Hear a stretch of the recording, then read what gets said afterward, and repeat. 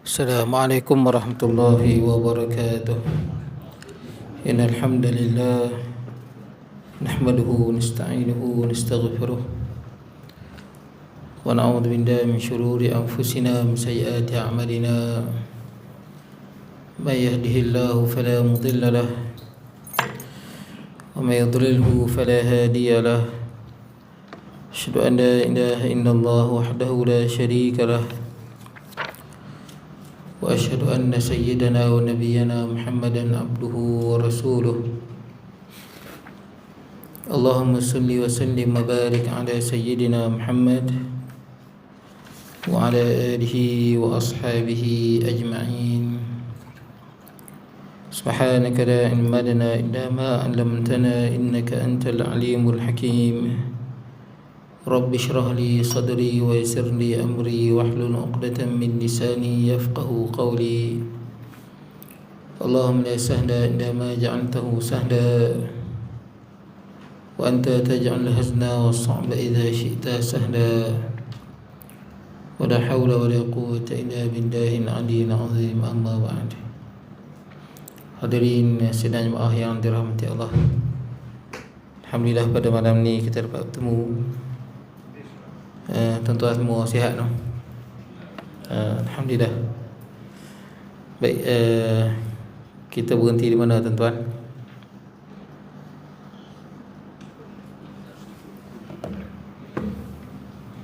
Kitab kita Ar-Rahiqil Makhtum, kitab sirah. Kita berhenti di mana? Ya, betul. Muka surat 4, satu lagi kaum. Satu lagi kaum di situ. Baik, qala musannifu rahimahullahu ta'ala wa nafa'na bi ulumi fid darain, kata pengarang. Satu lagi kaum zaman Jurhum kedua tiba di Mekah dan tinggal di situ dengan keizinan Hajar yang sedang menetap di sekitar lembah Mekah. Jadi mai suku Jurhum daripada Yaman. Jadi boleh dikatakan Arab asli lah. Pok Jurhum ni pada Yaman datang singgah nak duduk bersama dengan Hajar. Masa ni Hajar ada dengan anak dia je, Ismail. Kenapa diminta izin? Sebab kitab Sahih Bukhari ada menyebut bahawa suku kaum itu tiba di Mekah sebelum peristiwa mata air Zam-Zam. Ceritanya pertama dia pun pernah mai lah dulu. Lepas tu kali dua ni dia mai. Kenapa dia minta izin? Sebab ada air, iaitu perigi sumur Zam-Zam. Cerita dia kita tahulah. Perigi Zam-Zam ni asalnya bila Nabi Ibrahim AS tinggal. Benda yang ajib lah air Zam-Zam ni. Sampai hari ni kalau tuan-tuan tengok, air dia tak habis. Dan air dia disedut ke Mekah, ke Madinah. Tuan-tuan berada di mana, tuan-tuan di Madinah, tuan-tuan boleh minum air Zam-Zam. Dan dipersedut lagu mana kuat pun air Zam-Zam tak kering. Itu yang pelik tu. Dan dulu ada orang mengatakan air Zam-Zam ni boleh jadi bawah dia tu bersambung dengan laut. Dulu orang kata. Tapi dia pada masuk tak ada. Dalam air Zam-Zam hanyalah 27 meter sahaja. Perigi dia dalam 27 meter sahaja. Tak dalam mana pun. Jadi tak betul lah orang yang kata air Zam-Zam tu bawah dia sambung ke laut. Sebab dia pelik, dia sedut air lagu mana pun, air dia tak surut. Kemudian dia pun pernah sedut sekuat hati, dia sedut guna enjin mesin, tetap juga tak surut. Bila dia sedut, air tu keluar daripada bawah tu sangat kuat. Dan dia terjun dalam tu, turun. Jadi bila dia sedut, air tu kuat, dia rasa air tu keluar daripada tanah tu. Cepat dia keluar. Sangat cepat. Lagi cepat sedut, lagi cepat air tu keluar. Tapi yang peliknya, air tu memancuk keluar, dia tak melimpah. Itu yang pelik tu. Sepatutnya bila memancuk keluar, melimpah lah. Tapi dia tak melimpah. Dia memancuk sampai dia punya had, dia stop. Macam tu. Tapi sangatlah sebab air Zam-Zam ni dia adalah air daripada pijakan kaki Jibril. Jibril tekan dengan tumit dia. Malaikat Jibril AS tekan dengan tumit dia. Tu yang air Zam-Zam ni dia tak berhenti habis. Walaupun dulu ada orang sebut, dulu ada orang Islam juga lah, tapi Islam yang tak apa elok, dia kata air Zam-Zam ni air yang kotor. Pasal di Mekah tu tuan-tuan, tanah semua tinggi. Perigi Zam-Zam tu rendah. Jadi ada orang Islam juga, saya lupa nama dia, orang Islam, tapi orang Islam yang sekular lah kot. Dia kata jangan minum air Zam-Zam pasal air Zam-Zam kotor. Sebab keliling Mekah tu tinggi-tinggi.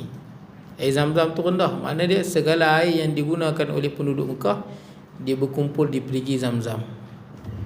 Jadi dia kata air tu kotor. Maka dia buat kajian. Rupanya air Zam-Zam lah air yang paling bersih sekali. Yang paling bersih, dia punya apa, molekul dia pun yang paling cantik, pH dia pun yang paling elok, air Zam-Zam yang terbaik. Malah sahabat Nabi yang bernama Abu Zar Al-Ghifari, bila dia mai ke Mekah, tak ada makan air Zam-Zam je. Minum air Zam-Zam sebulan, boleh hidup. Sebab tu air Zam-Zam sebut dalam hadis yang sahih, ma'u Zam-Zam lima syuribalah. Air Zam-Zam ni seperti mana yang kita niatkan waktu kita minum. Sebab tu bila tuan-tuan minum air Zam-Zam niat. Setiap kali tuan-tuan minum, tuan-tuan niat. Itu hebat air Zam-Zam. Tuan-tuan bila dengar nama ulama Ibnu Hajar Al-Asqalani, ini ulama yang terakhir mendapat Amirul Mukminin fil hadis. Ini gelaran yang tertinggi dalam bidang hadis. Tak ada orang setelah dia. Walaupun ada orang yang taksub dengan Al-Albani, kata Amirul Mukminin hadis. Al-Albani tak sampai. Jauh tak sampai Amirul Mukminin fil hadis. Yang sampai Amirul Mukminin fil hadis ni tak ramai sikit je. Dia ada hafiz, hakim. Yang paling tinggi tu Amirul Mukminin fil hadis. Itulah yang paling tinggi. Maksud dia hafal banyak, menguasai segala ceruk bidang hadis dia tahu. Antaranya Imam Bukhari, Imam Qastalani, gitulah. Imam yang tu sampai makam tu. Dan yang terakhir adalah Ibnu Hajar Al-Asqalani. Saya nak sebut tentang air Zam-Zam ni. Pasal Imam Ibnu Hajar Al-Asqalani ni, dia sangat kagum dengan Imam Zahabi rahimahullah. Imam Zahabi, anak murid Ibnu Taimiyah, Imam Zahabi. Imam Zahabi ni alim lah, alim besar hadis. Jadi Ibnu Hajar ni dia kagum dengan Imam Zahabi. Jadi dia pergi Mekah 2 kali je boleh. Dulu bukan senang tuan-tuan nak pergi. Sekarang ada kapal terbang. Nak naik unta tu berbulan nak sampai. Dia duduk di Mesir. Jadi mula-mula dia pergi ke Mesir, mula-mula dia pergi Mekah tu, masa dia minum air Zam-Zam tu, antara tujuan nak pergi tu minum air Zam-Zam tu lah. Antara tujuan dia nak minum air Zam-Zam. Ingat hadis Nabi kata air Zam-Zam seperti mana yang diniatkan. Jadi masa Ibnu Hajar minum yang kali pertama tu, Ibnu Hajar berdoa, ya Allah jadikanlah dia sehebat Imam Zahabi. Tu doa dia. Tu kali pertama dia pergi. Selang beberapa tahun dia pergi lagi. Antara tujuan dia tu dia nak minum air Zam-Zam dan dia nak doa. Kali kedua dia pergi ke air Zam-Zam dan dia berdoa, ya Allah jadikanlah aku lebih hebat daripada Imam Zahabi. Dan dia menjadi imam lebih hebat daripada Imam Zahabi. Ibnu Hajar Al-Asqalani, ulama besar dalam mazhab Syafi'i, yang terkenal dengan kitabnya Bulughul Maram kan, yang menghimpunkan dalil-dalil mazhab Syafi'i. Jadi itulah Ibnu Hajar Al-Asqalani. Jadi air Zam-Zam ni air yang hebat lah. Sebab tu sahabat Nabi pun yang Abu Zar dia sebut kat tuan-tuan, sebulan dia minum air hidup dia. Sebulan minum air hidup air Zam-Zam. Dia ikut seperti mana yang diniatkan. Jadi tuan-tuan, cerita dia sebut seperti peristiwa air Zam-Zam ni. Kita tahu air Zam-Zam ni dia keluar ketika mana Hajar kan, Hajar cari air untuk anak dia Ismail, Nabi Ismail AS. Jadi air habis, yang Nabi Ibrahim tinggal itu habis. Di sinilah tuan-tuan kita tengok betapa pentingnya konsep tawakal, konsep usaha sebab akibat. Kita nak faham konsep dia. Tengok kisah ni. Yang pertama tuan-tuan, Hajar ni 7 kali kan, daripada Safa ke Marwah 7 kali. Jauh juga tu. Tuan-tuan Nabi saya tak pernah. Jauh ke tak jauh tuan-tuan? Jauh juga kan? Penat juga kot. Dan dia ada tempat tuan-tuan berlari-lari anak. Betul tak? Lari anak ni kalau bahasa orang putih jogging lah tuan-tuan. Jogging lah. Arab kata harwalah. Dia berlari-lari anak. Kenapa tuan-tuan berlari anak di situ? Pasal Hajar kat situ dia berlari anak. Sunat tuan-tuan. Dia ada tanda kan tempat berlari anak tu. Jadi Hajar 7 kali. Barulah Allah Ta'ala keluarkan air Zam-Zam dengan izin Allah. Kenapa Allah Ta'ala tak keluar terus ya? Tidak tuan-tuan. Boleh tak Allah Ta'ala bila habis air terus keluar air Zam-Zam? Boleh. Tapi manusia tak dijadikan begitu. Manusia dijadikan Allah kena usaha. Itu kena tahu. Kita manusia dijadikan oleh Allah, kita kena usaha dan kita diberi pahala dengan usaha tu. Begitu. Malaikat tak? Malaikat dia tak makan, dia tak minum, dia tak lapar, dia tak mengantuk. Manusia tak. Sebab tu tuan-tuan kena cari rezeki. Betul tak? Tuan-tuan kena cari rezeki dan tuan-tuan diberi pahala. Sayyidina Umar radhiyallahu anhu kalau tengok ada orang duduk di masjid berzikir sampai ke petang, Sayyidina Umar akan pukul belakang dia. Sayyidina Umar kata birja. Fa inna sama' la tumtir zahaban, sebab langit tak menurunkan emas. Kena kerja. Dalam Quran kata fa idza qudiyatis salatu fantashiru fil ardi wabtaghu min fadlillah. Habis main Jumaat bertibaran di atas kaum ni, cari rezeki. Kita dijadikan oleh Allah untuk bekerja, cari rezeki. Nabi Muhammad kerja tak? Mengembala kambing mula-mula, lepas tu menagang. Nabi apa yang tak kerja? Dan kita kerja dapat pahala. Tu. Sebab kerja tu nak bagi dapat pahala lah. Sekali pun kerja tu sapu sampah di highway je, sapu sampah dekat sekolah, dapat pahala. Manusia dijadikan untuk bekerja. Jangan tuan-tuan mengaruh, tak payah buat amalan ni nanti orang hantar duit, ni mengaruh semua tuan-tuan. Tarik duit lah apa, tak ada. Tuan-tuan kena kerja tuan-tuan. Sebab tu tuan-tuan berjalan. Pertama tuan-tuan, itu konsep usaha. Dia usaha dulu 7 kali tu. Orang perempuan tuan-tuan, biar Nabi Ismail, betul tu terpaksa biar sekejap anak Nabi Ismail, biar 7 kali baru Allah keluarkan. Manusia mesti usaha, baru Allah Ta'ala bagi. Itu yang pertama. Yang kedua, kena ingat sebab akibat ni Allah yang jadikan. Sebab tu hati kita, walaupun kita usaha, kebergantungan hati kita bukan sebab dan akibat.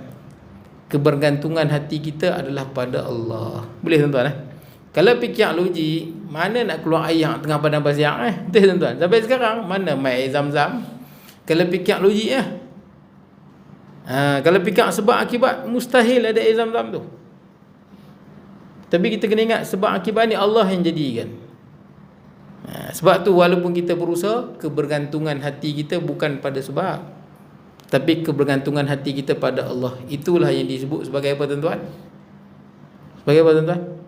Tuan-tuan bekerja, tuan-tuan bekerja cari rezeki, tapi tuan-tuan bergantung rezeki ni bukan pada kerja aku ni, tapi daripada Allah. Tuan-tuan pergi berniaga, tapi rezeki aku ni bukan daripada berniaga ni. Kebergantungan hati, rezeki daripada Allah. Kita kerja kan cukup 25 hari bulan, kerja kerajaan kan, masuk gaji. Jangan berharap 25, 24 tu kementerian ke banyak. Kebergantungan hati bukan kementerian, pada Allah. Ni kita panggil apa tuan-tuan? Ini nama dia tawakal lah. Itu tawakal tuan-tuan Ini bila kita tengok kisah apa? Kisah Hajar dengan anak dia Ismail ni, kita tawakal tuan-tuan. Nah, sebab tu jangan silap konsep tawakal. Tuan-tuan bila sakit maka ubat dapat pahala tuan-tuan. Tuan-tuan maka ubat dapat pahala pasal Nabi suruh. Tadawa ya bena Adam, wahai anak Adam, maka berubatlah. Allah Ta'ala tak turunkan penyakit, makin ada ubat dengan dia. Nabi suruh ubat. Tapi jangan kebergantungan dengan ubat dalam hati ni kan. Aku kalau tak ada ubat ni mati dah aku. Salah tu. Maka ubat dapat pahala, tapi kebergantungan hati pada Allah bukan pada ubat. Boleh sebab manusia dijadikan oleh Allah, bila sakit berubat. Allah jadikan manusia begitu. Baik, dia ada usaha macam orang anak-anak lah. Kalau anak-anak kenapa tuan-tuan? Anak-anak tak? Aku nak anak mesti kahwin. Kita tahu anak-anak kahwin tak? Tak mau kahwin, aku tawakal lah. Mana jadinya aku tu? Tapi janganlah kita bila kahwin confirm dapat anak. Ramai je kahwin tak dapat anak. Nampak? Jangan bergantung pada sebab.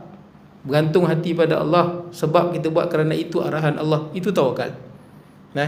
Sebab tu tawakalnya, bila pendeknya dia punya takrif, sidqul abdi, benarnya, tulusnya hati seorang hamba itu, fil i'timadi ala Allah, tulus murninya hati seorang hamba ni berpegang pada Allah. Hati bukan anggota. Hati itu bergantung tulus murni pada Allah. Fi jalbil manafi', untuk mendapatkan manfaat. Au dafi'i su' wad dar wal makruh, ataupun nak menolak segala benda yang buruk, penyakit ke apa ke. Hati ni tulus bergantung pada Allah, bukan pada ubat, bukan pada kerja, bukan pada anggota kita. Aku ni kalau tak ada kaki habis lagu. Bukan, bergantung pada Allah. Tapi bersama dengan apa? Wasa'yu bil akhdhi bil asbab bil masyru'ah. Tapi anggota kena berusaha dengan sebab-sebab yang disyariatkan. Nak kahwin, kena nak anak, kena kahwin. Nak rezeki, kena kerja. Betul tak? Ini anggota. Hati tak? Hati tak bergantung pada tu. Hati bergantung pada Allah. Anggota kena bekerja ikut sebab. Ma'al imanil jadim, dengan iman yang betul-betul kuat, kukuh. Bi anna naf'a wad darra, segala manfaat, mudarat, wal man'a wal 'ata, segala pemberian dan segala penghalang, biyadillah, dalam kekuasaan Allah, la ahadun siwah, bukan pada tempat orang lain. Makalah ubat lagu mana pun, bukan dia yang sembuhkan, Allah yang sembuhkan. Boleh tuan-tuan? Itulah makna dia tawakal. Baik, kita tengok seterusnya. Nabi Ibrahim AS ke Mekah sekali-sekala untuk merawat isteri dan anak lakinya, yakni Nabi Ismail. Berapa kali lawatannya ke sana tidak diketahui, tapi dari sumber sejarah yang boleh dipercayai sebanyak 4 kali. 4 kali datang. Ada sebahagiannya kata lebih lagi. Melawat Hajar dan Ismail, sebab ada satu lagi isteri dia yang berada di mana tuan-tuan? Di Palestin, iaitu Sarah. Sarah masa ni belum lagi ada anak, belum lagi ada Ismail. Nanti Nabi Ismail dah umur 13 tahun barulah dapat Ishaq. Baik, kemudian Allah Maha Kuasa menyebut dalam Al-Quran yang mulia bahawa Ibrahim mendapat mimpi bahawa dia menyembelih anak lakinya Ismail. Justru itu Nabi Ibrahim AS berikrar untuk menunaikan arahan Allah. Ni kita nak korban tuan-tuan. Bila 1 Zulhijjah tuan-tuan? Bila 1 Zulhijjah? Hari Jumaat. Tak? Hari Jumaat ni 1 Zulhijjah kan? Dia, tuan-tuan, kita nak tahu 1 Syawal, kita tengok anak bulan kan? Kenapa bulan-bulan lain tak tengok anak bulan?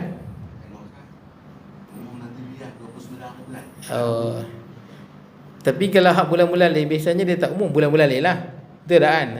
Zulkaidah ke, apa dia, Rejab ke, Syaban ke, dia tak umum kan? Okey, anak bulan nampak. Sebenarnya kita guna kaedah hisab. Semua guna kaedah hisab. Cumanya bila nak raya hari itulah yang jadi harunya apabila kita pergi ubah kaedah. Betul tak? Kita pergi ubah kaedah, patutnya guna kaedah lama. Walaupun kaedah lama tu dah 100 tahun daripada Istanbul, tapi kaedah tu terbukti. Cuma kita ubah, katanya kena ada kiraan darjah yang lain lebih tepat lah. Rupanya kita pakai. Kita dengan Singapura pakai. Indonesia, Brunei, Thailand tak pakai kaedah tu. Kekal dengan kaedah yang dah 100 tahun yang diperkenalkan oleh Istanbul dan terbukti tepat. Kalau ikut kaedah kita, anak bulan takkan nampak pada malam Isnin tu. Kalau ikut kaedah kita lah. Rupanya salah. Anak bulan nampak. Kita bukan tiru Indon lah. Jangan silap. Ada orang kata kita tiru Indon. Salah tu. Kita nampak anak bulan di Langkawi dan di Labuan. Itu yang kita raya tu. Maknanya dia tepat. Kiraan hal lama lebih tepat. Sebab tu kita buat falak ni tunggu dulu. Tunggu. Jangan tuan-tuan sebut pula siapa raya hari Isnin ikut ahli Pelang. Sekali raya hari Isnin. Macam mana? Adakah kita ikut ahli Pelang? Jangan sebutlah dulu tu. Pelang ke Haram Jadah ke, jangan sebut dalam masjid, tak sesuai. Betul tak? Walaupun nak melawak kedai kopi lah kot. Betul tak? Bagi saya gitulah. Itu perkataan yang tak patut lah. Baik, jadi tuan-tuan, boleh jadi kita akan datang guna kaedah yang sama lah. Cuma tuan-tuan, apa kesan dia tuan-tuan bila silap? Kesannya bulan pun takut silap. Betul tuan-tuan? Takut silap juga lah bulan. Sebab Indon dengan Brunei puasa hari Sabtu, kita hari Ahad. Betul tak? Nampak? Boleh jadi lari. Malam yang kita sangka 21 punya malam 22 lah. Nampak tak? Sebab tu kena hidupkan semua. Benda ni ijtihad. Boleh jadi sebenarnya puasa yang tepatlah hari Sabtu.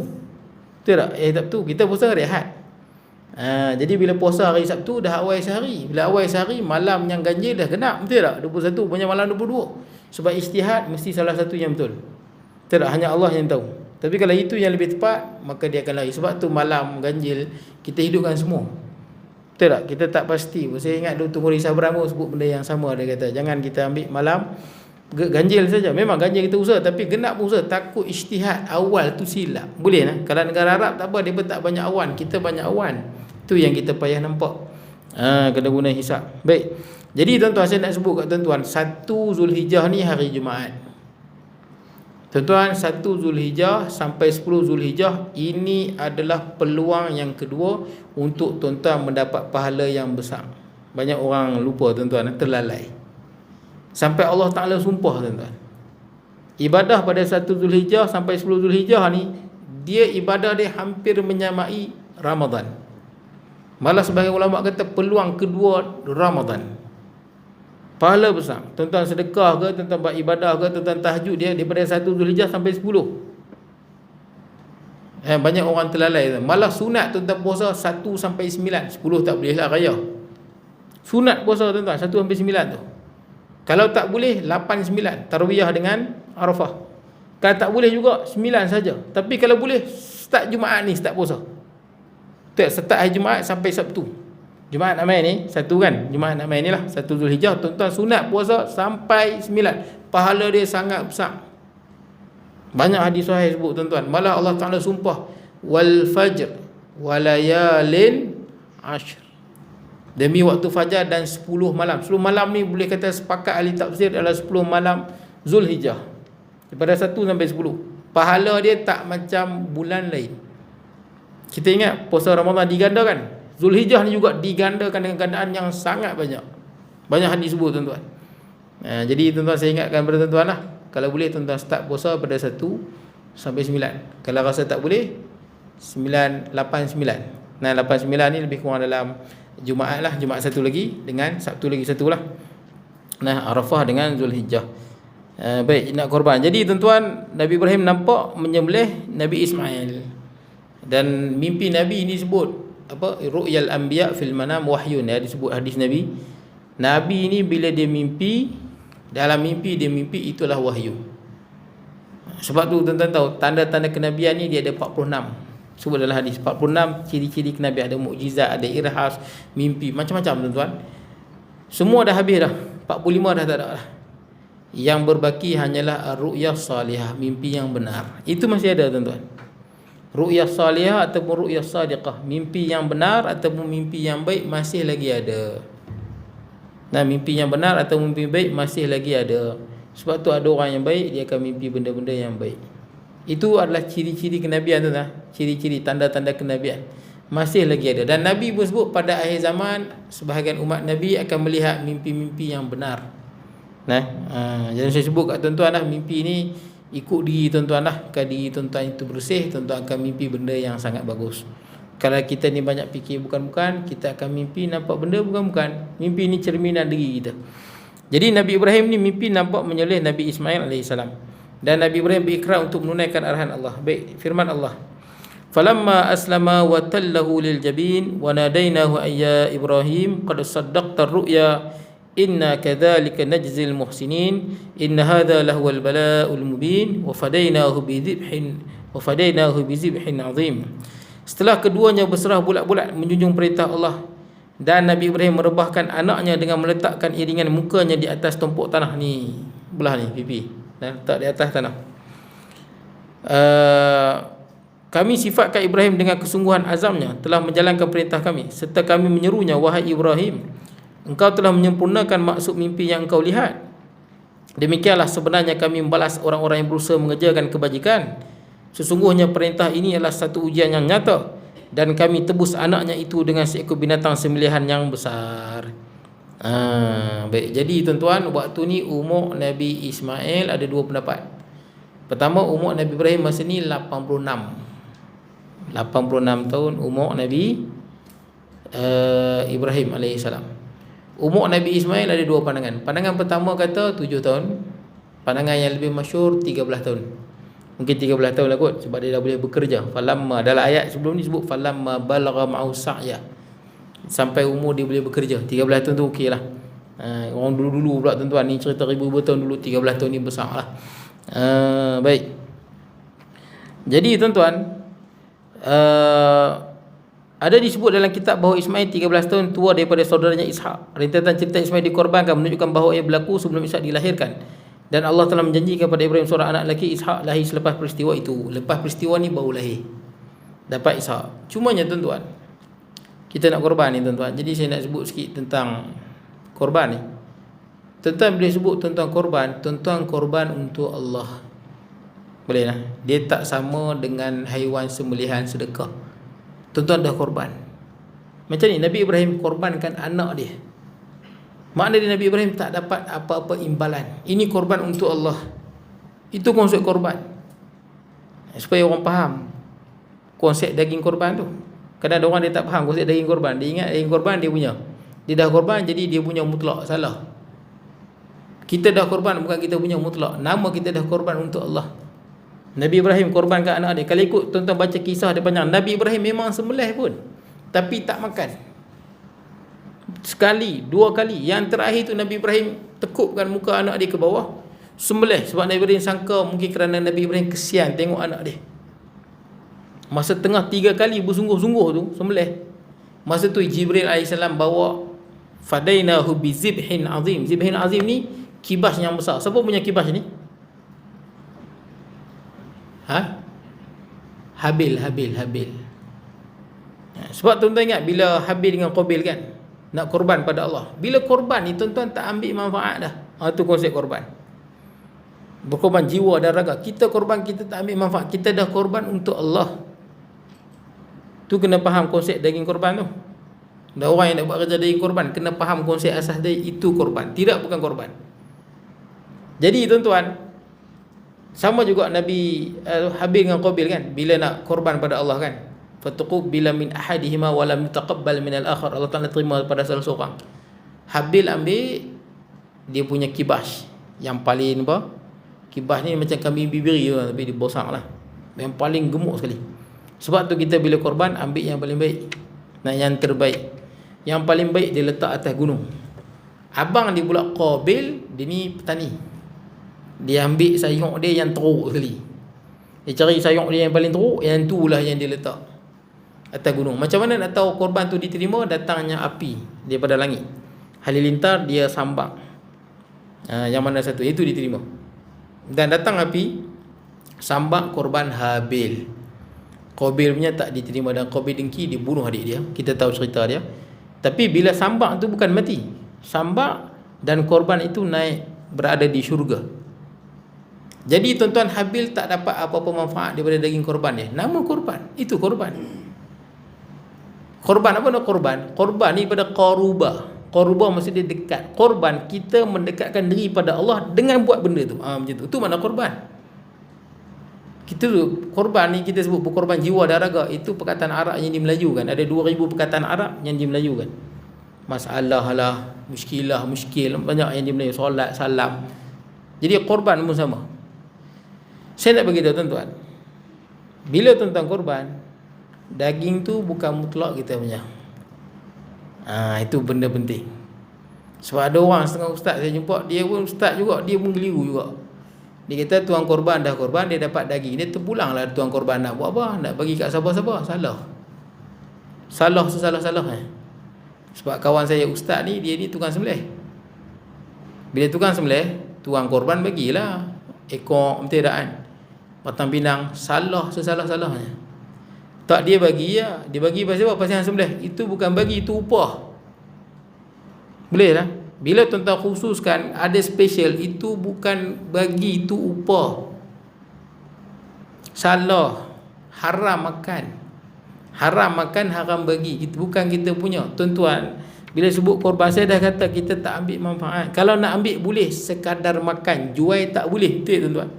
Sebut dalam hadis je lah. Tuan-tuan jual kulit pun tak boleh. Sebab tuan-tuan tipu. Tuan-tuan kata korban untuk Allah, tiba-tiba tuan-tuan pergi jual kulit. Ini bukan korban, ni tipu. Nabi sebut man ba'a jilda udhiyatihi fala udhiyatalah. Siapa jual kulit binatang korbannya, tidak ada korban bagi dia. Walaupun dia sembelih satu ekor unta, satu kulit dia jual, berdosa, hilang pahala dia. Pasal dia korban untuk Allah. Pasal apa buat duit dengan korban tu? Betul tak? Ada korban untuk Allah, ni tipu.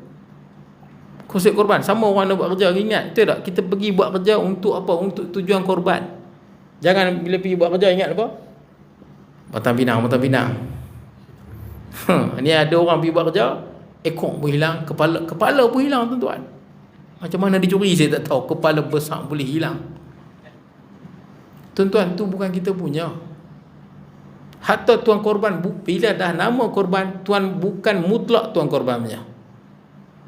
Tuan korban, yes, tuan korban boleh ambil 2/3, saya tahu. Tapi dia boleh ambil makan saja. Betul tak? Makan saja. Dia tak boleh jual. Jual tak boleh. Tak boleh dia buat nasi lemak jual depan rumah. Tak boleh. Kalau rasa banyak sangat, boleh bagi kat orang lain. Betul tak? Jual tak boleh. Pasal apa tak boleh jual? Saya punya. Bukan hang punya, anda korban. Hang boleh makannya. Dalam Quran yang sebut lagu tu, Quran kata fakulu minha, makan sikit pada daging korban, wa at'imul ba'isal faqir, yang lebih bagi makan orang susah. Itulah korban. Korban ni Allah Ta'ala suruh senangkan orang susah, gembirakan orang susah, masukkan gembira hati susah. Itu konsep korban. Dan saya pernah sebut, bila saya sebut ni banyak tempat tuan-tuan, yang bagi saya agak sedih lah yang kita jumpa kan. Ada orang korban, VVIP dia ustaz. Saya ustaz juga, tok guru kan. Salah. VVIP waktu korban adalah orang fakir miskin. Dialah VVIP. Very very important person. Paling penting dalam korban. Pasal Quran sebut Nabi SAW bila korban 100 ekor unta, Nabi hanya ambil macam ni je, 100 ekor unta ni, Nabi hanya serlum tangan angkat. Yang atas tangan itu saja Nabi ambil untuk keluarga Nabi dengan keluarga. Habis tu yang banyak-banyak tu semua ba'isal faqir, semua orang miskin dah. Itulah yang paling afdal, itulah yang Nabi buat.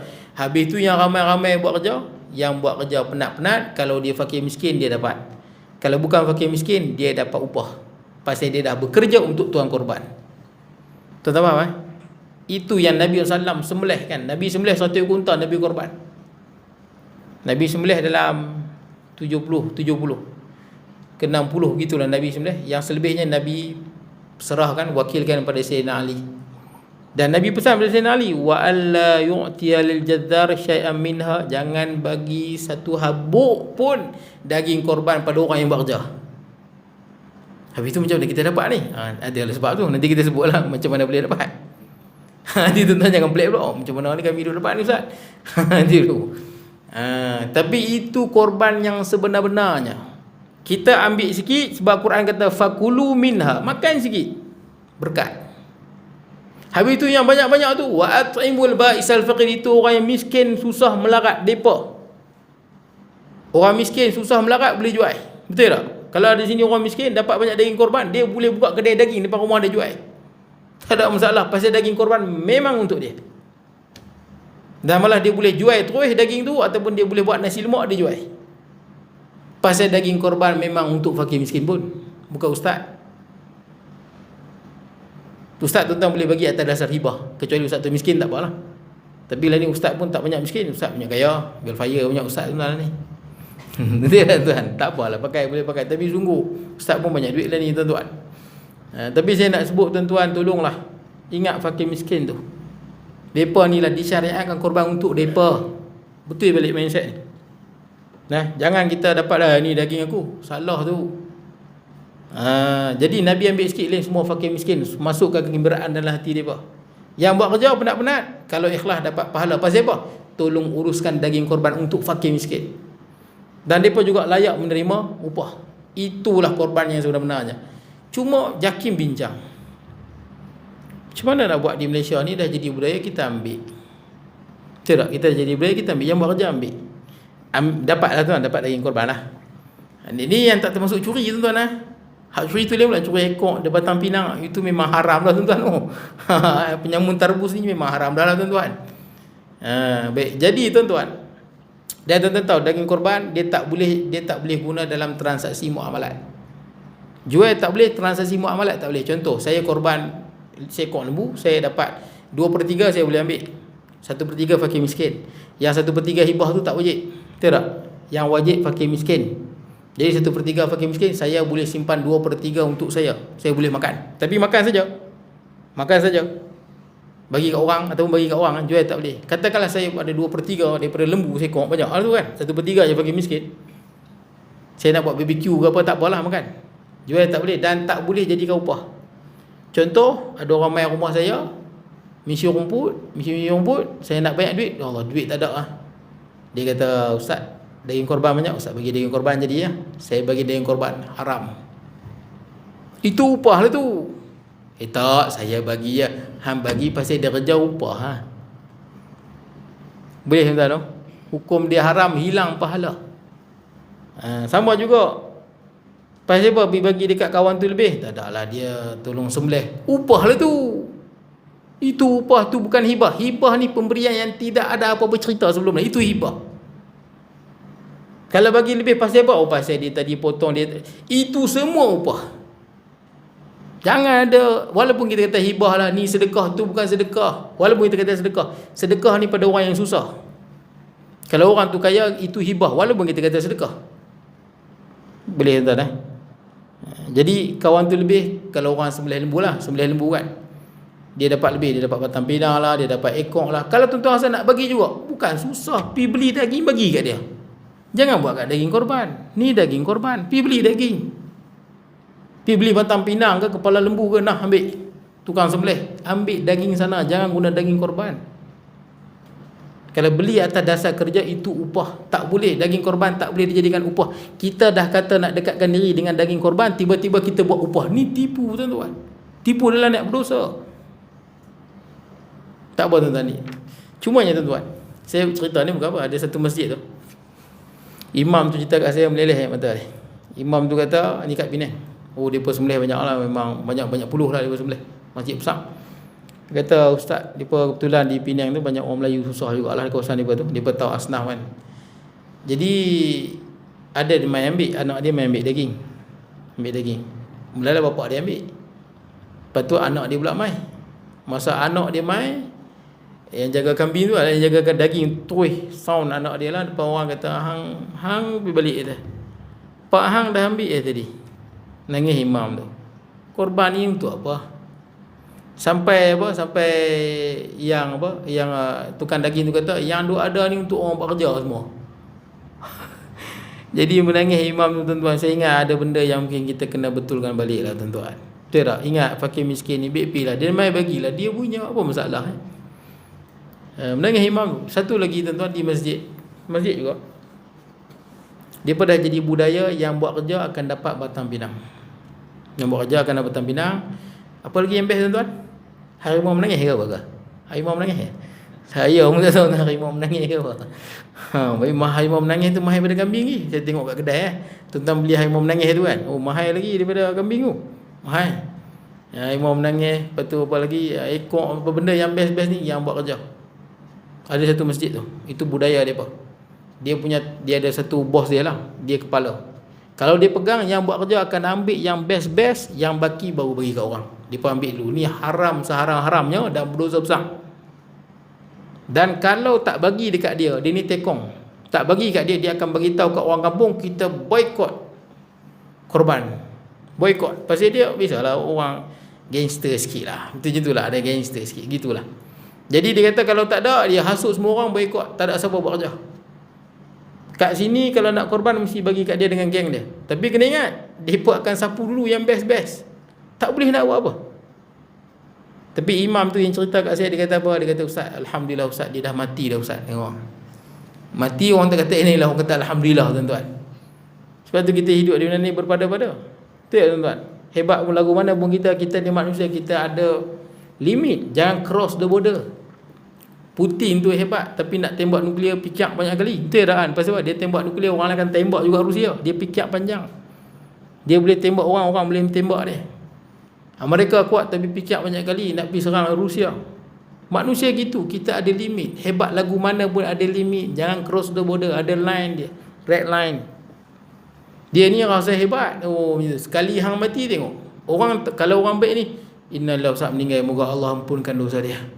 Tapi orang something, jenis something lagu ni bila mati, alhamdulillah ustaz mati dah dia ustaz. Orang seronok hang mati. Nampak orang seronok hang mati. Kita akan mati, orang akan kenang kita sebagai orang yang tak elok. Betul tak kan? Curi daging korban. Curi daging korban tu, curi fakir miskin punya. Hang nak jawab apa nanti? Subhanallah. Baik. Yang ketiga, satu masjid. Masjid ni pun sama. Saya kata yang buat kerja kena dapat sebelum tu. JAKIM bincang lah di Malaysia ni. Fatwa kebangsaan kata di Malaysia orang yang buat kerja semua boleh dapat daging seperti mana orang lain dapat. Atas dasar hibah. Tidak ada advance tak ada. Jangan ada advance. Kalau advance itu bukan hibah, itu upah. Contoh, dapat sama tapi ialah ekor dalam tu. Nak bagi ekor, bagilah pergi beli kat pasar. Jangan ambil daging korban punya. Ataupun nak advance buat pula 50, bagi RM50. Betul tak? Itu cara dia. Sebab tu saya nak bagi tahu pada orang yang buat kerja daging korban ni, kena ingat kita khidmat untuk fakir miskin. Boleh. Yang hak orang tuan daging korban tu, dia keluar duit untuk fakir miskin. Kita yang urus, niat pun sama. Kita nak khidmat untuk fakir miskin. Boleh tuan? Itu nama korban, itu baru korban. Betul tak? Ini pun korban. Ni Nabi Ibrahim korban anak dia. Tak dapat apa-apa imbalan. Hilang apa yang ada yang paling dia sayang. Itu korban. Itu konsep korban. Tak ambil apa-apa keuntungan. Kalau dapat itu sebagai apa? Itu imbuhan lah. Betul tak kan? Itu kalau kelebihan. Kalau tuan-tuan pergi buat kerja korban, dapat daging korban, itu kira besar rahmat. Betul tuan-tuan? Itu besar rahmat. Pasal kita korban dapat imbuhan, dapat imbalan. Padahal Nabi-Nabi yang berkorban sebelum ni mana ada imbalan. Bila sebut nama korban untuk Allah, lenyap. Lillahi ta'ala. Itu korban. Jadi tuan-tuan, saya sebut lagu tu, tuan-tuan semua boleh ambil daging korban, tapi seperti mana orang lain dapat. Boleh lah, tuan-tuan boleh ambil. Tapi kalau terengi jugalah, katakanlah terengi lah, ustaz saya tak boleh lah, saya ni dah jadi budaya nak bagi juga daging, tak apa. Sembelih lah, tapi jangan niat korban. Itulah, nak pahala korban, tapi tak mau ikut hukum. Walaupun benda sunat. Contoh tuan-tuan, ada orang nak sembahyang duha sunat kan, tapi sambil sembahyang dia nak minum ayam. Lebih baik jangan sembahyang, hang buat dosa. Lebih baik jangan sembahyang. Ada orang dia nak sembahyang tarawih, tapi sambil sembahyang dia nak makan lollipop. Lebih baik hang jangan sembahyang. Berdosa tak tuan-tuan? Dosa. Ada orang nak sembahyang sunat tapi malah ambil wuduk. Lebih baik hang jangan sembahyang. Bila apa-apa ibadah kita buat sekali pun sunat, kena ikut undang-undang dia. Katakan nanti korban, ada orang dia tak mau, ustaz susah lah cara ustaz ni, tak boleh bagi upah. Sembelih tu niat, jangan niat korban. Niat apa? Sembelih sedekah. Bila niat sembelih sedekah, terpulang nak bagi upah kat kawan ni ke, kat kawan ni terpulang. Ataupun katakan ada 2 ekor lembu, seekor lembu sembelih korban, seekor lembu sembelih biasa. Hak sembelih biasa ni boleh nak bagi upah ke, nak jual ke, nak apa, terpulang. Nampak tak? Ikut niat tu. Sebab hak korban tu Nabi sebut, nanti dia akan datang dengan tanduk dia, dengan bulu dia, dengan rambut dia. Itu tunggangan kita di akhirat. Dia tak macam sembelihan lain. Tuan-tuan sembelih korban bagi orang makan. Contoh tuan-tuan sembelih kan bagi orang makan. Sembelihan yang tuan-tuan bagi makan satu ni tak boleh lawan dengan sembelihan korban tu. Dan korban ni untuk fakir miskin. Quran sebut jelas, ba'isal faqir. Kod kita dapat lebih-lebih, itu besar rahmat. Yang gitu konsep korban. Bukan dalam kepala kita, aku mesti dapat sekian kan. Salah tu. Jadi tuan-tuan, lajak tuan tempat korban. Saya ada sebut kat satu masjid. Saya kata begitulah, boleh ambil daging, tapi seperti mana orang lain dapat, gitulah kita dapat. Dan tolong bagi semua, batang pinang ke, tulang ke, bagi sama rata. Kalau yang orang tak mau, tak apa. Betul tak? Macam perut, bukan semua orang nak. Dah buat pun nak, itu terpulang. Dah orang tak nak, kita boleh ambil. Boleh lah, dah orang tak nak. Tapi kalau ada fakir miskin nak, kita utamakan dia, pasal korban untuk dia. Boleh lah, tolong kita buat mindset. Kalau ada fakir miskin nak, kita bagi pada dia. Korban, Quran yang sebut, bukan saya sebut, Quran yang sebut itu, korban begitu. Saya dah sebut lah, kalau kita nak jual ke nak apa, jangan niat korban, niat lain. Dan kita tak dapat lah pahala korban. Betul tak kan? Tapi kita tak cari dosa lah, kita tak tipu lah. Ni korban tapi kita ambil untuk memanfaat, ni tipu. Jadi tuan-tuan, satu masjid tu saya bagi tahu. Sebab mereka dah jadi budaya juga masjid ni. Orang yang buat kerja ni dapat best-best. Yang buat kerja lah, dia akan dapat batang pinangnya, ekor, tulang, hak best-best ni orang kerja dapat. Saya kata tak boleh. Dia kena sama. Kalau ikut zaman Nabi yang buat kerja, jangan kata apa, habuk daging pun tak dapat. Itu zaman Nabi. Fatwa Jakim datang pasal nak raikan, boleh dapat atas dasar hibah macam orang lain dapat. Itu fatwa Jakim. Tapi tak boleh advance. Tak boleh advance. Sebab advance tu dah jadi upah. Kalau ada kata boleh lebih, itu fatwa mana saya tak tahu. Tak ada orang fatwa tuan-tuan. Jadi tuan-tuan, masjid ni jadi budaya, orang buat kerja dapat lebih. Saya kata tak boleh. Maka marahlah pengurusi masjid tu marah. Pengurusi masjid tu marah. Duduk mengaji depan, mengaji marah. Dia kata, ustaz. Dia kata kat saya, ustaz, kalaulah kami, ustaz, tahun ni, dia kata kat saya, ustaz, kalaulah ikut cara ustaz ni, tak ada siapa nak buat kerja korban, dia kata. Oh, tu jawapan dia kata. Kalau ikut cara ustaz ni, kata tak ada siapa nak buat kerja korban. Makna dia apa? Makna dia masyarakat kita dah kritikal. Ini masyarakat materialistik. Masyarakat yang tak tahu menghargai fakir miskin. Ni dah gila tau. Dalam kepala ni dah harta dunia, harta yang patutnya korban untuk Allah, kita nak sapu untuk kita. Apa yang disebut tu maksud dia, masjid ni memang dah kritikal lah. Dah kritikal. Kepala ni memang ingat dah, harta fakir miskin ni dia boleh sapu untuk dia. Bagi saya lah, bila disebut lagu tu, kalau ikut cara ustaz ni tak ada siapa yang nak buat korban, memang teruk bagi saya, memang teruk. Saya geleng kepala dengar bila disebut lagu tu. Memang dah tahap kritikal lah hampa ni. Tak apalah, last sekali dia tak puas hati, dia tanya lagi soalan. Dia kata macam ni lah ustaz. Dia nak perangkap saya lah. Dia kata macam ni, ustaz, katakanlah tahun ni kami korban juga, dia kata. Kami buat korban, dia kata.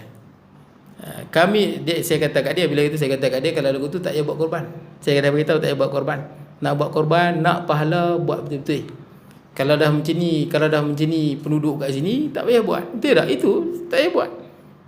Nak cari dosa buat apa? Betul tak kan? Tak payah buat. Kita pun tak buat dosa, kita tak dusta pada Allah. Ataupun nak sembelih sedekah sudah, hangpa tak sembelih korban kan? Sembelih sedekah sudah, terpulang nak buat apa pada daging tu. Kemudian dia nak perangkap saya lah, dia kata macam ni. Ustaz, aku ni lah Ustaz. Katakanlah kami tahu ni, kami ikut Ustaz. Dia kata, kami sembelih, yang buat kerja dapat daging macam orang lain dapat. Dia duk fikir orang buat kerja, dia tak ingat fakir miskin tu, yang Quran sebut tu. Dia kata, katakanlah kami buat macam Ustaz buat tu. Katakanlah kami dah sembelih semua lembu, orang semua pakat lari balik, tak mau buat kerja. Pandai dia nak perangkap saya tu. Soalan dia, macam mana nak buat? Takkan nak biar busuk je lembu tu. Maka saya kata kat dia, kalau dah lagu tu punya teruk lah, tuan lembu itu wajib upah orang urus. Wajib tuan korban tu. Berapa orang nama pergi upah tukang daging, urus, upah. Macam Nabi buat, bayang upah. Daging tu tak boleh dibiarkan, tidak berdosa tuan korban. Mesti pergi cari orang, upah, uruskan, bagi pada fakir miskin. Gitu cara dia. Jadi kita ubah balik mindset kita tuan-tuan. Ingat, kita korban untuk baisal faqir. Pada siapa yang masuk korban, ingat baisal faqir. Dan kita kalau ikut dalam mazhab Syafi'i, kita tak boleh bagi kepada orang yang non-Muslim. Tuan-tuan. Tapi kalau ada orang jiran sebelah bukan Islam terengin, tuan-tuan pilah beli kat pasar, dia bukan tahu. Betul tak kan? Tuan bagi kat dia. Boleh je, dia bukan tahu pun. Takkanlah dia tengok macam bukan daging korban ya. Mana dia tahu? Betul tak tuan-tuan? Tetapi beli kat pasar, bagi kat dia. Mudah kan? Kalau dia nak bagi kat dia masak. Tapi di luar negara dia guna mazhab lain. Kita tahu dia fatwa ni, tu saya sebut. Ada ustaz-ustaz yang sebut skop pandangan macam bukan kan, yang ada orang sebut Wahabi dan sebagainya. Itu kadang orang tak suka bila fatwa tu kita buka sangat. Fatwa ni dia mesti ikut tempat, keadaan, illah dia kan. Al-hukum yaduru ma'illatihi, wujud dan wa'adam. Hukum ni berubah-ubah ikut illah dia, sama ada ataupun tidak ada. Di Malaysia kita tak ada keperluan pun nak bagi pada non-Muslim makan. Betul tak tuan-tuan? Non-Muslim pun kaya pada orang Islam, banyak Malaysia ni. Kalau nak bagi, ada jiran susah pergi beli daging, masak bagi kat dia daging pasar. Tapi di luar negara, di Darfur, di India, mereka tu susah. Bila mereka korban, yang datang ni orang bukan Islam ni, yang non-Muslim kafir ni, mereka memang susah sungguh. Susah, ada yang lebih susah pada orang Islam, memang tak nak makan pun. Memang banyak yang mati. Dalam setahun ni, orang mati juta tuan-tuan, mati tak nak makan ni, berjuta mati. Tuan-tuan tengok, saya lupa dia punya perangkaan di Afrika, di India, berjuta mati tak nak makan. Bila buat korban, pakat mai bawa nak makan, takkan tak bagi. Jadi ambil fatwa mazhab Hanafi. Tak apalah. Jangan kita pula pergi bawa fatwa kat Malaysia, tak kena gaya. Betul tuan-tuan. Itu kata pentingnya majlis fatwa tu. Baik, jadi tuan-tuan, saya nak ringkaskan lagi. Tak mana dilupa tuan-tuan. Jadi bila kita korban, ingat daging itu kita korban untuk Allah dan Rasul. Lagi satu kes kita tuan-tuan, saya lupa sebut. Ada satu orang, bila saya sebut, dia tanya saya soalan, dia terlupa, dia dah korban, dia bagi kat fakir miskin tu 1/3. Saya dah sebut yang 1/3 tu, 1/3 fakir miskin tu sekurang-kurangnya. Nak lagi bagus 2/3 fakir miskin. Yang hibah tu harus dia. Tak tahu hibah ni bukan pada orang susah, ustaz ataupun siapa-siapa. Tuan-tuan dah bagi ustaz, tok guru besar lagu mana pun, tuan-tuan bagi kat dia, dapat pahala, tapi tak sebesar pahala bagi fakir miskin. Boleh lah, sebab korban disyaratkan untuk dia. Bagus lah tuan-tuan nak bagi. Hibah ni tak wajib. Kita akan bagi 1/3 fakir miskin kan, 1/3 hibah. Hibah tu tak ada apa, terpulang kat tuan-tuan, tak bagi pun tak apa. Yang paling bagus 1/3, yang ni biasa 1/3 fakir miskin, ataupun 2/3 fakir miskin. Kita bawa balik 1/3 pada kita. Ataupun macam Nabi buat, selum tangan, angkat, yang dalam tu saja bawa balik kat keluarga, yang lain semua fakir miskin. Itu yang paling bagus. Cuma fakir miskin yang kita nak bagi tu adalah fakir miskin di tempat tu, tempat kita sembelih. Macam tuan-tuan ada buat korban nanti, sini buat korban surau ni, bagus. Siapa yang masuk korban di sini, nanti dia akan buat 7 tumpuk kan, 7 tumpuk. 7 tumpuk tu, kalau pihak surau belum lagi edar pada fakir miskin di kawasan ni, ada setengah dia dah diambil dah, daripada sekor lembu tu, Pihak surau ambil 1/3 dah untuk fakir miskin di kawasan ni. Jadi yang lagi 7, lepas tu baru bagi 7 tumpuk. Jadi 7 tumpuk tu dia pun boleh ambil buat balik lah. Tapi ada setengah tempat dia buat 7 tumpuk, dia pun tak bagi lagi pada fakir miskin. Jadi tuan daging itu yang bertanggungjawab. Betul tak? Tuan daging yang bertanggungjawab. Jadi tanggungjawab dia apa? Jangan bawa balik semua. Ada orang dia masuk dekat sini, dia pergi ambil semua, dia bawa balik ke mana? Ke Munting, bawa balik pek buntang. Fakir miskin tak dapat hang sembelih sini. 1/3 daripada tumpuk tu kena bagi pada fakir miskin di kawasan ni. Boleh tak? Kawasan ni mesti dapat 1/3 di kawasan ni yang berdekatan dengan ni. Nak seronok dengan orang di sini lah. Jangan bawa balik semua. Begitu. Jadi tuan-tuan, ada satu orang tu dia sembelih banyak korban, dia masuk korban. Dia bagi fakir miskin, tapi fakir miskin yang jiran dia tak bagi. Dia melengung yang saya sebut. Saya kata fakir miskin di tempat tu mesti dapat. Sebab dia bagi fakir miskin, tapi yang dia pilih bukan di kampung dia, luar kampung dia. Oh, yang hak sana. Dia tuan-tuan, kita bagi sedekah ni pada orang yang kita benci tu lagi besar pahala. Contohnya kita ada jiran miskin tapi kita bergaduh dengan dia. Tuan-tuan tolong dia lagi besar pahala. Betul tuan-tuan? Tuan-tuan ada adik-beradik tuan-tuan ni, tuan-tuan paling tak suka dia lah, perangai tak elok. Dia tuan-tuan tolong dia lagi besar pahala. Macam tu. Pasal agama ni nak didik kita rendahkan diri. Betul tak? Kita biasanya kita tak suka lantak pihak mampu ya. Itu kadang-kadang ada orang akhlak lagu tu. Agama bukan begitu. Agama kalau boleh kita punya sombong tu turun ke bawah. Kadang orang ada sombong lah hati ni, biar melingkup belakang ni. Lagi kita benci orang tu, kita tolong lagi besar pahala. Nak turun kita punya dalam hati ya, turun ke bawah. Itu agama. Nak turun kita rendahkan sayap kita. Dia panggil janahadzul minar rahmah. Rendahkan sayap ni. Jadi dia ni tak bagi langsung fakir miskin kat rumah dia, semua dia bagi kat orang lain. Jadi dia bila saya sebut tu dia menengung lah. Sebab korban dah habis. Sembelih banyak, fakir miskin luar kampung dia bagi, yang dekat rumah dia tak bagi langsung. Saya tak tahu dia bergaduh ke apa, saya tak tahu. Dia fikir dalam kepala, yang penting dah bagi fakir miskin. Saya kata tak boleh, salah. Kena bagi fakir miskin. Habis tu macam mana Ustaz? Daging korban pun dah habis ya. Macam mana buat? Saya kata kat dia senang saja. Pergi kat pasar wajib beli ganti. Macam tu. Pergi pasar, pergi cari batang pinang, bagi pada fakir miskin yang tak bagi tu. Yang kita mesti bagi, kita tak bagi, pergi bagi. Korban untuk dia. Ada orang dia masuk korban, dia buat BBQ semua. Ini lagi teruk. Keadaan dia korban dengan adik-beradik dia buat korban. Saya nak buat korban. Baguslah buat korban tu. Rupanya korban tu semua BBQ korban dia makan. Ni bukan korban. Boleh tu? Cerita panjang buat korban tu. Bukan apa saya nak beritahu gitulah tuan-tuan. Jadi kita ingat apa-apa kita buat, pengurusan biarlah kita pengurusan dengan pengurusan yang betul. Dan kita buat semata-mata kerana Allah Azza wa Jal. Boleh lah. Nama pun korban. Betul, nama pun korban. Saya berkorban jiwa dan raga. Korban. Betul tak? Baru nama korban. Barulah betul, benar, jujurnya kita dalam korban. Tu yang orang korban tak boleh jual. Walaupun apa. Tidak, dia telah menipu dalam niat dia. Baik, jadi tuan-tuan, habislah tuan-tuan.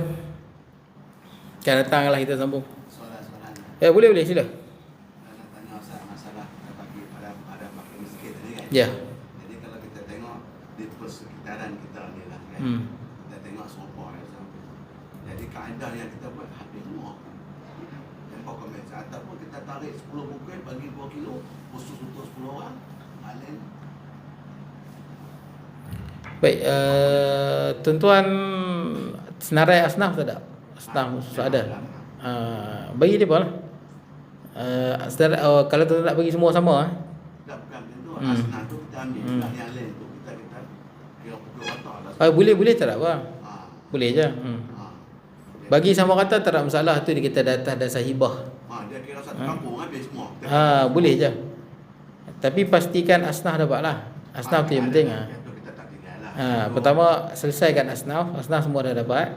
Lagi satu sebelum saya lupa, asnaf semua dah dapat, settlekan asnaf. Lepas tu tuan-tuan nak bagi sama rata satu kampung tak apa. Itu kata hibah tu. Semua dapat sama rata ya kan. Tak apa. Tarik dulu yang asnaf dulu. Asnaf dulu. Tak apa. Saya bukan apa, takut terlepas asnaf. Itu takut tu. Pastikan ada asnaf. Dan tuan-tuan nak kena asnaf ni, pertama tuan-tuan lebih arif lah. Satu tempat tu lebih tahu. Orang susah ni biasanya nelayan tu termasuk asnaf. Siapa yang kerja, kalau tak kerja tak ada duit, dia termasuk asnaf. Contohnya dia kerja jual burger. Tak jual burger dia pun tak ada makan. Dia termasuk miskin. Dia pergi laut. Tak pergi laut dia pun tak ada makan. Janganlah dia pergi laut tapi ada kapai 10. Itu bukan miskin lah. Kapai 10 tak ada masalah. Ini dia memang kalau tak pergi laut dia pun tak ada makan lah. Itu nama dia miskin. Jadi tuan-tuan lebih kenal kot. Siapa yang pada tahap tu kan. Ataupun jadi utamakan dia lah. Nak bagi sama rata boleh je tapi dia pun pastikan dapat lah. Jadi kaedah yang terbaik saya macam ni lah. Makin miskin ni kita yang asnam ni kita set contoh 10 bugui. Kita pun 2 kilo kat depan. Boleh. Itulah yang terbaik. Boleh je. Lagi satu, kalau ada setengah tempat dia buat makan. Buat makanan. Buat makan jangan khusus pada orang buat kerja. Cara dia lagu ni tuan-tuan. Memanglah yang duduk makan orang buat kerja. Lagu ni tuan-tuan panggil fakir miskin. Tak payah panggil semua, kau takut tak cukup kan. Jadi tuan-tuan buat makan, yang fakir miskin tu tuan ajak saja, dia tak main tu pulang kat dia. Tuan-tuan kata kan nanti kita ada buat makan, nak main-main lah. Dia kata nak main-main lah. Itu kita jemput lah. Katakanlah dah kita jemput fakir miskin ni tak main, yang makan hanya orang buat kerja, tak apa. Pasal kita dah jemput. Betul tak tuan-tuan? Jangan tuan-tuan tak jemput. Yang makan ni memang untuk orang buat kerja. Tak boleh lah tuan-tuan. Jadi tuan-tuan jemput fakir miskin. Agak-agak kalau tak cukup tuan-tuan panggil yang fakir miskin ni kalau nak main-main. Kita jemput sekurang-kurangnya itu dah umum dah, kita dah buka. Pada fakir miskin nak main-main makan. Tuan-tuan buat makan tak buat? Tapi tak sampai lah kaedah nak umum. Oh ya. Tak umum fakir miskin je lah. Apa orang fakir miskin kita panggil je lah. Supaya dia tak jadi khusus pada orang yang buat kerja. Boleh lah. Kita tak mau ada konsep daripada daging korban tu ada orang yang dapat lebih, betul tak? Ataupun dia dapat atas dasar kerja dia. Itu yang tak boleh tu. Kebanyakan lah kawasan kita mari tu pakai miskin lah ramai tu. Yang mai bekerja tu kebanyakan kalau macam labor ustaz tu itulah yang pakai miskin yang mari tu. Kalau betul lagu tu tak apa lah. Kalau fakir miskin dia main makan kan tak apa lah. Mana lepas lah. Lepas lah. Dan satu lagi saya. Memanglah kita dah bagi set tulang pun kita ambil, siapa nak ambil tulang ambil lagi. Tapi macam tadi lah ada lah lebih sikit tapi kita tak tetapkan.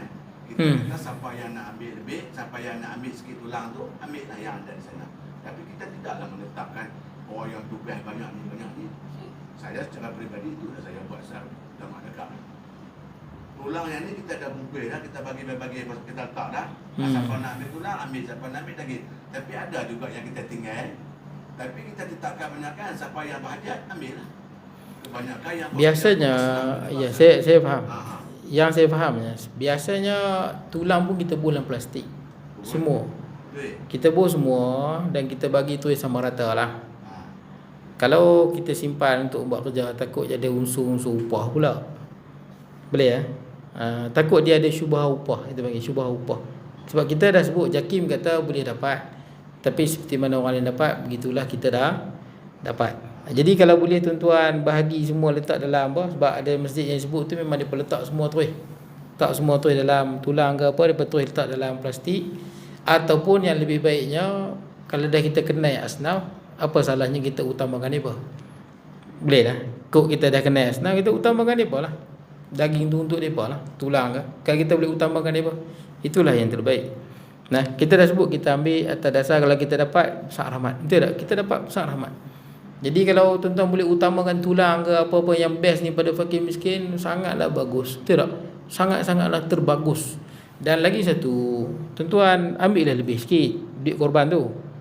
Betul tak? Satu bahagian tu ambil lebih untuk pengurusan. Sebab sebenarnya tuan korban dia wajib, dia bukan wajib, dia menjadi kemestian, sepatutnya dia banyak upah pada orang bekerja. Itu undang-undang dia begitu. Jadi bila tuan-tuan ambil, tuan-tuan ambil lebih, tak apa, untuk tuan-tuan bagi upah pun boleh, dengan duit. Dengan duit. Dia bukan dengan daging, dengan duit. Jadi tuan-tuan contohnya lah, kalau satu bahagian lembu itu kita kata 700 lah, tuan-tuan ambil 800. Tapi tuan-tuan bagi tahu ini pengurusan, sebab tanggungjawab yang menguruskan daging korban adalah pemilik korban tu. Nama pun korban, betul tak? Jadi macam Nabi SAW, bila Nabi macam unta Nabi sembelih sendiri. 66 Nabi sembelih, 34 Sayyidina Ali radhiyallahu anhu. Jadi Nabi sembelih 66 dengan tangan Nabi. Dan Nabi banyak upah pada orang yang sembelih, yang tolong potong-potong Nabi banyak upah. Semua fakir miskin. Tuan-tuan nampak, Nabi bertanggungjawab. Dan orang yang masuk korban, dia bertanggungjawab dengan lembu tu. Dia bertanggungjawab. Jadi sekarang ni orang masuk korban, dia dah tak lagu tu dah, betul tak? Dia bagi duit, tu dia pun tahu ambil bahagian dia. Jadi dia pun tak sembelih, betul tak? Dia pun dah tak sembelih, orang lain yang sembelih. Jadi tuan-tuan boleh saja kenakan wang pengurusan. 100 ke, 200 ke, yang padan lah. Pasal lah ni tuan korban dah tak sembelih.